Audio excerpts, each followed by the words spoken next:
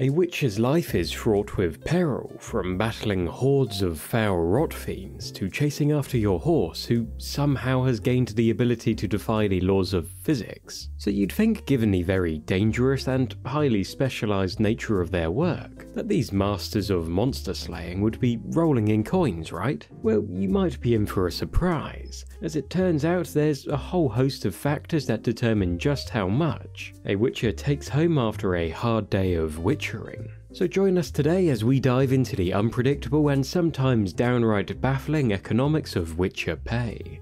Now, the amount a witcher earns per contract is negotiable. Sure, they have to avoid charging too little or too much to make sure that they don't damage the market for other witchers, but at the end of the day, a witcher can simply refuse a job if the pay is too low. But there are some factors which determine how much wiggle room a witcher has to negotiate on the price. For starters, the person paying the bill makes all the difference. You see, most witcher jobs tend to increasingly come from village aldermen, representing a small group of humble villagers, probably shaking in their boots because a ghoul or a wraith has been plaguing their small hamlet. These poor souls would have scraped together their life savings, hoping to rid their village of whatever monstrosity lurks nearby. Then the witcher shows up, deals with the beast, and gets paid in a bag of whatever coin is local to the region. Be it Novigradian crowns, Nilfgaardian florins, or Temerian orens. And due to most of these villages being relatively destitute,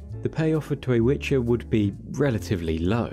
But if a witcher gets particularly lucky, they might find themselves dealing with a wealthier client, a lord, merchant, or a sorcerer, in need of help with a problem that can't be solved via the usual hired muscle. In these rarer cases, not only can a witcher negotiate a more reasonable fee for their particular set of skills, they can also request an alternative source of payment than a bag full of coin, with most modern witchers now liking their payments from wealthier clients to come in the form of a nice neat banking account transfer, or a check directly into their dwarven bank account. Now, the type of job on offer also plays a massive role in how much a witcher gets paid, because not all monsters or curses are created equal, so neither are the paychecks. If you're lifting a minor curse or banishing a tormented noon wraith from an abandoned church, you're looking at a pretty paltry amount of coin, say 20 crowns, enough to cover your next few meals and maybe a night's stay at the local inn, but not much more. But what if you're dealing with something a bit nastier?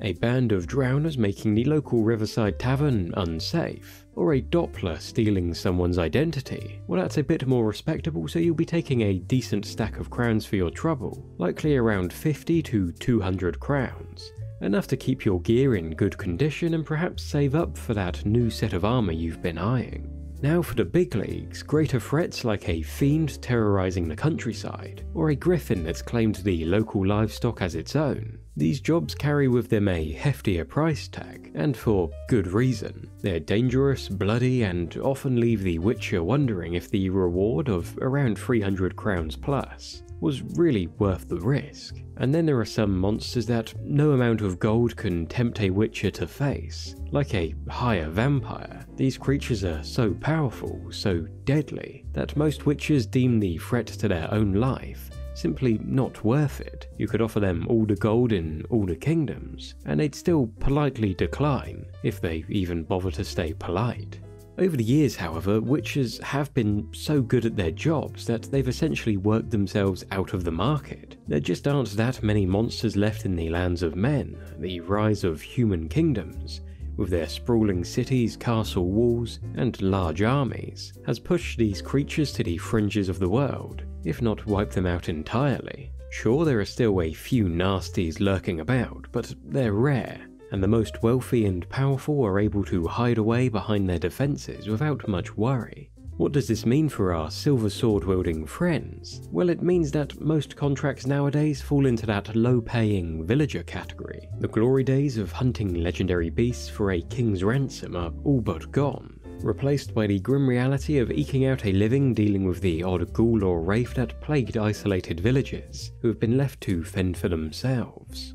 But while the number of contracts on monsters may have diminished, the amount a witcher can charge per contract seems to have risen somewhat. For example, long before the events of Geralt's later adventures, our favourite White Wolf was pulling in around 50 crowns for a contract on a werewolf. Fast forward a few years to around the time Geralt was doing battle with the Wild Hunt, and we see that the amount he charges for a werewolf contract has risen to 85 crowns. Does this mean contract prices have gone up? Maybe it's inflation. Maybe it's the scarcity of experienced witchers, especially after the destruction of most witcher schools. Or maybe Geralt just got much better at haggling. Who really knows? But one thing's for sure, there's no set price for a witcher contract. It all depends on the criteria we've mentioned, who's paying, what the job is, and how desperate they are to get it done. If we're talking ballpark figures, witchers tend to bring in anywhere between 20 and a few hundred crowns per contract, with some exceedingly rare and time-consuming contracts for wealthy rulers and kings, earning a few thousand. But what does that actually mean? What kind of buying power does that translate to in the world of The Witcher? Well, for starters, we know that the relatively low pay offered by villagers is often the entire savings of the village. These aren't exactly bustling hubs of commerce, more like poor backwater villages where every crown counts. So their savings of 50 crowns or so are not necessarily that much money. And then there's the cost of life on the road to factor in. For a witcher who's always travelling between kingdoms in search of work, those small bags of coin from increasingly rare contracts don't stretch nearly as far as you'd hope. They've got to pay for horse care, rooms at taverns, food, drink, you name it. And let's not forget the maintenance of their armour, swords, and the ingredients for their various potions. None of that comes cheap, my friend. On top of that, witchers have to save up enough money for the supplies used during the 3 months or so of the year that they spend holed up at their witcher keep during the winter. So the life of a witcher is not exactly a life flushed with cash. In fact, it's quite the opposite. Witchers can often be heard bemoaning their lot in life, struggling to afford even the basics and often going hungry. Take Geralt, for example. Yennefer of Ingeborg has been known to settle his debts behind his back and ensure that places where he takes contracts have more than enough money to pay him well, all to ensure that one of the finest witchers around doesn't go hungry. But your average witcher, well, they're not so lucky. Most of them will really struggle to make ends meet, living a life that's more about surviving than thriving. What do you think? Are witchers paid enough? Would the thrill of adventure be enough incentive for you to become a witcher? Let us know down in the comments and make sure to subscribe to join us again soon. Until then, catch you next time.